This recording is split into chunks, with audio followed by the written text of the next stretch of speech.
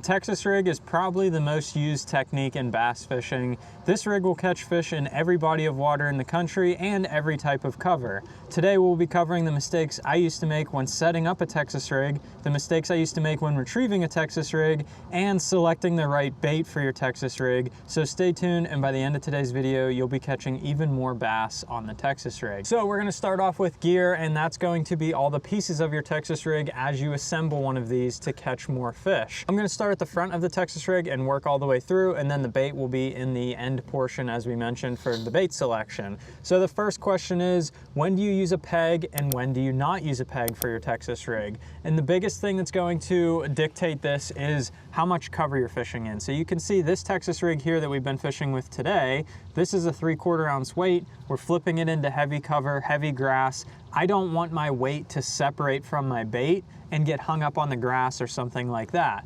So I'll use a peg, or in this instance two. You can actually use two to hold your heavier tungsten weights in place better. The downfall of this is that when the fish eats this bait, it's gonna have that giant weight in its mouth, and sometimes when you set the hook, it can pop their mouth open a little bit and you'll get a worse hook set. When I'm fishing something like just a standard Texas rigged worm, like this Senko right here, a lot of times what I will do is leave the peg off. So this is only an 1/8 ounce weight.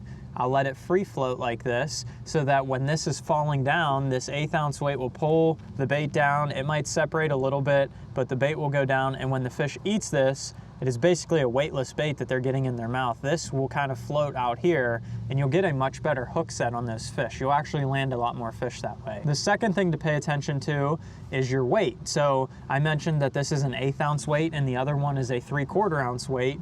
How do you know what weight size to pick? And ultimately, the rule of thumb is to go with the lightest weight you can use while still reaching the bottom of the water. If you have a lot of wind, stuff like that, today some parts down the lake are a little bit windier, you might have to go with a heavier weight. Where we're sitting right now, there's no wind, it's very calm, you can go with a lighter weight and still get your bait down to the bottom. Also, depth of water and cover will dictate that as well. So when we're flipping heavier cover, you need that weight to actually pull your bait down through the cover, where if you have very sparse cover, you don't need this to actually pull it down through the cover. Ultimately, you just want to choose the lightest weight you can to feel the bottom and get your bait down there in the cover. The last thing with your setup is your hook. So there are two types of hooks that I use, and then the size will be dictated by your bait. I will use either an extra wide gap hook like that one right there, or I'll use a straight shank hook like that one right there. And it really depends on what I'm doing. A lot of times, if I'm going to be fishing grass or flipping,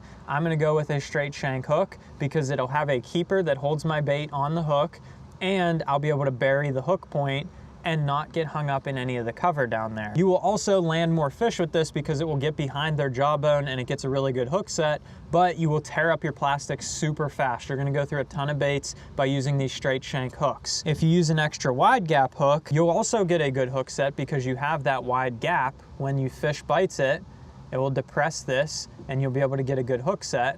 You won't go through baits as fast with this, but it will get hung in the cover a little bit easier because you're just texposing this hook. So if you get a little bit of pressure, it's gonna pop that hook out and you can get hung up in the cover down there. And then the hook size, I keep all different kinds of hook sizes, everything from like a 1/0 up to a 5/0, even bigger, even smaller. But most of the time I live between that 3 and 5/0 range. That will do a lot of the damage that you need and will work on 90% of the baits out there. The biggest thing to remember is the smaller your hook size, the better the action you're gonna get out of your bait. So if you have a 3/0 hook in this bait, it's gonna have more action as it falls, a better shimmy. If I had a 5/0 hook that was sitting back in here, you lose some action out of the bait. So you wanna use the smallest hook you can to still get a good hook set as well. So let's talk about some of the biggest mistakes that I used to make when retrieving a Texas rig. Really, it comes down to what type of bait you're fishing. So today, we're gonna show you both real fast, but if you're gonna use an open, no peg, lightweight, something like that,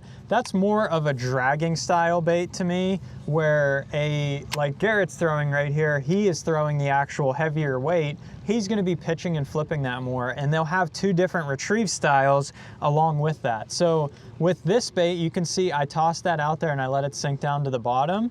And what I'll do is I'll reel up my line until I get tight. I'll keep my line probably about 9 o'clock and I'll lift up till about 11. and then I'll let it fall back down to the bottom. And you can see that I'm mostly just dragging this bait. I'm not hopping it through the water or anything like that. I'm just lifting up and pulling the slack and letting that naturally work its way along the bottom. If it gets stuck in some grass, you might see me kind of like shake it free a little bit, but what I'm doing is popping it free from the grass, and I'm gonna let it sink back down on slack line again and then lay on the bottom. So that's really all I'm gonna do with this. Again, I'll throw it out there. I'll let this thing sink. It might take a while because I'm using a very light weight, where the Texas rig, the other Texas rig is gonna look different because it has the heavier weight. So as that sinks down to the bottom, I'll go ahead and lift up and just drag a little bit, and I'll just slowly work this back to my boat. Not saying you can't hop the bait and catch fish. You absolutely can. You can see I was stuck in a little bit of grass there, so I kind of just broke it free, let it fall back down to the bottom. You absolutely can catch them hopping the Texas rig like this across the bottom. I just find that when I'm fishing this finesse style of Texas rig, the lighter weight, the smaller bait, it works a lot better to drag it very slowly. Sometimes I'll even drag sideways like this to make sure my bait's staying on the bottom. If I were to throw the other style of Texas rig here, this one I have a 3/4 ounce weight on, so the retrieve is gonna look much different. I'm actually gonna pitch this bait out there. I'm not gonna cast it far away from the boat. I want this bait to stay vertical, so I'm gonna only pitch it 10, 20, 30, maybe 40 feet at most away from the boat, and just throw it out like that. And I want it to sink completely on slack line, so it's going straight down. And this is in grass, but if I were flipping wood or laydowns, I'd be doing the same thing. I'd pitch to my target, I'd let it sink down to the bottom, and then you can see I'm actually gonna hop this bait in place. So I'm gonna flip this thing out there, and I'm placing my bait where I want it to be. I don't want to pull my bait to find the fish. I wanna flip it in there and hop it in place because I feel that I put my bait where the fish are. So I'll hop it 2 or 3 times right in place, won't move it very far, and I reel it right back in and make another flip.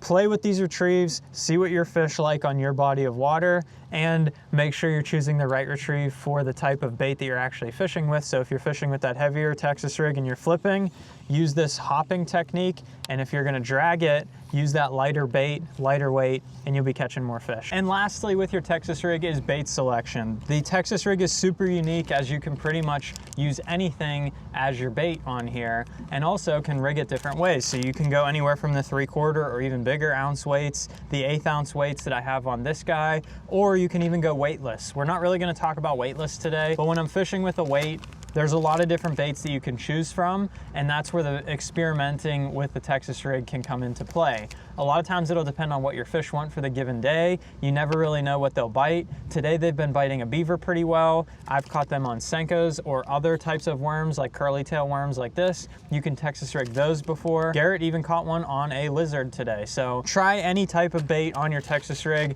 Usually the way that I like to pick it though is if I'm going in heavier cover, I'm gonna fish some places that bluegills are, or I'm gonna be using that bigger weight size and a bigger hook.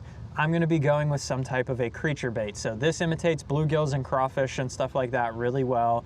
If I'm using something with that bigger weight, pull the bait down a little bit easier, that's when I'm gonna go with something like that. When I really need to get a bite and those fish aren't cooperating, I will use some type of a worm, whether it's a stick worm like this, a curly tail worm like this.